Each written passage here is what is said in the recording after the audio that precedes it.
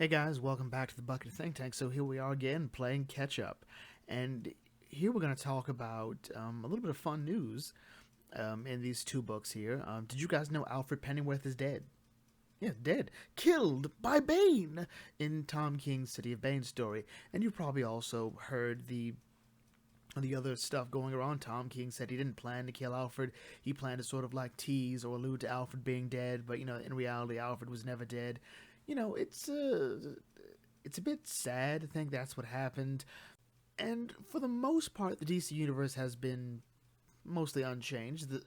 Obviously, the biggest person affected by it is Batman, and by extension, the Bat Family. And so there have been two comics out lately that really deals with that.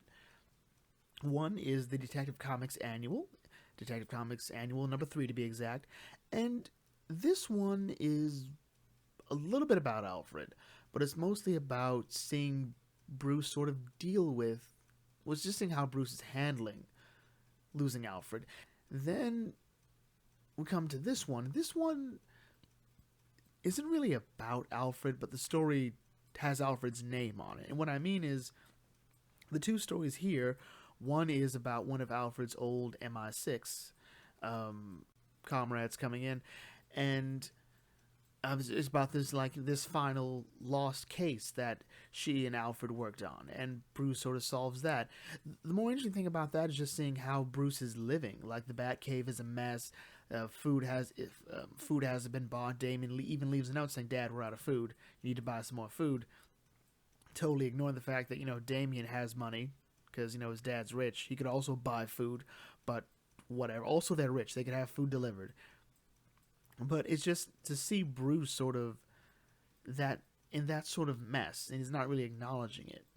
And at the course of this adventure, he does clean up. He cleans up the Batcave. He presumably orders food or goes and gets food, and he and this agent, they sort of reminisce about Alfred. It's a touching story, but not really an Alfred story. And the other one is sort of a more stereotypical Alfred story where it's Alfred's life from Alfred's perspective, looking after Batman and Bruce. He gets beat up. I look after him. I patch him up. It's nothing that unique.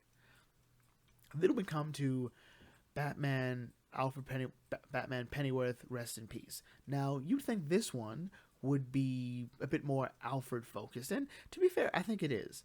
It is effectively a hospital is built in honor of Alfred. This is the closest Alfred will get to a public funeral. And in Alfred's will, one of his requests is that his family, the Bat family, will meet up somewhere not as Batman and Robin and Red Hood and Nightwing and Batgirl, just as themselves, and they will remember Alfred. They will comfort each other. And that's sort of great, and everyone's here. And personally, I love moments when the Bat family is together. I do love it. No matter what they're doing, I love seeing them together. And it's a bit weird that this really doesn't feel like a thing that happens often enough. Probably because they'd get too much done. But they all get together, and there's a bit of tension in the air.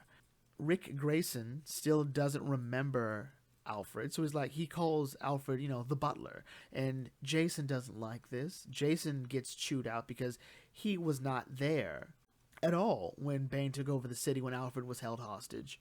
And then it all goes back to Damien, who went into the city to try to save Alfred when he knew he wasn't supposed to.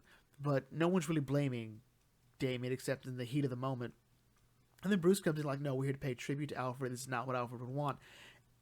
And it pretty much goes around the table, each person having a memory of Alfred, whether it be Damien remembering, hey, there was this time when I was grounded and I snuck out, and Alfred got me back inside before Dad found out, so I wasn't even more grounded. Tim talking about how, hey, there was this time that, I left some tech behind, and the GCPD got it, and Alfred somehow, Mission Impossibled his way into the GCPD and got the stuff back for me before, there was trouble.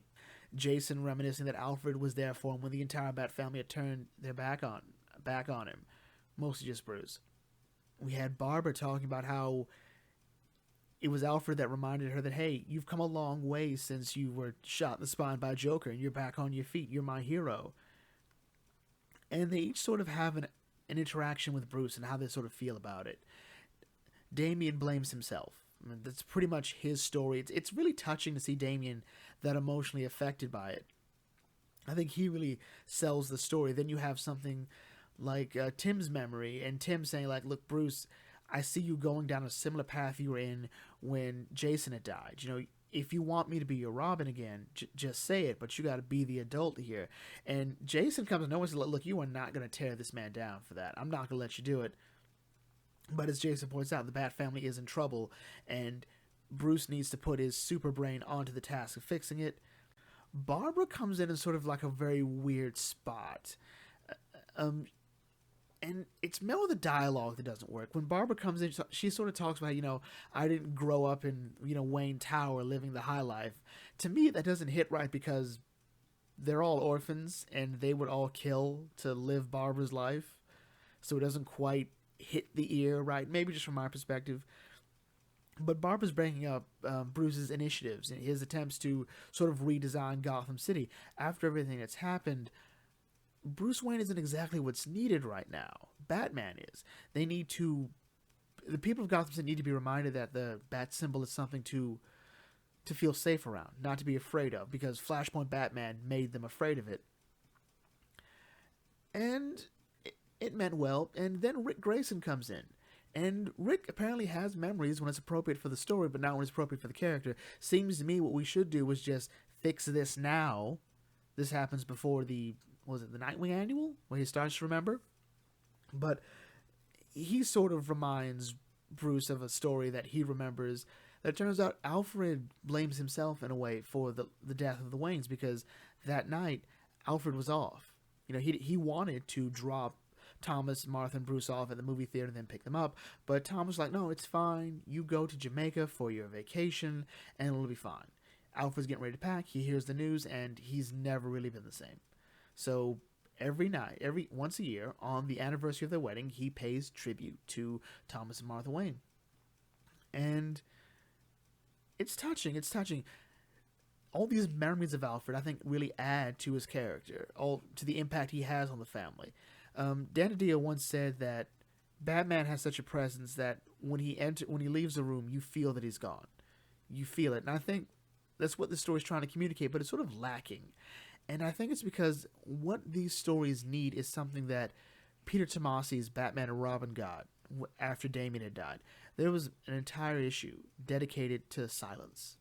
Just Batman going through the motions. There's a scene of him in the Batcave and he rages and he holds Damian's Robin costume close to him.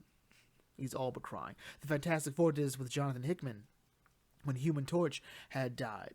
An entire issue dedicated to just silence. It was great stuff, great stuff. Were these two stories great? They were all right. Were they necessary? I think they were. Anytime the Bat family's together, I think it's always worth the time. The best one so far has still been Tinian's Detective Comics run, which we'll talk about soon enough in whole. But as of right now, we'll bring this video to close here. If you're new to the Bucket Think Tank, feel free to like, comment, share, subscribe. Check out some other videos, and I'll catch you all later. This is the Bucket Think Tank signing off. Thanks for watching, and as always, may your fandom serve you well.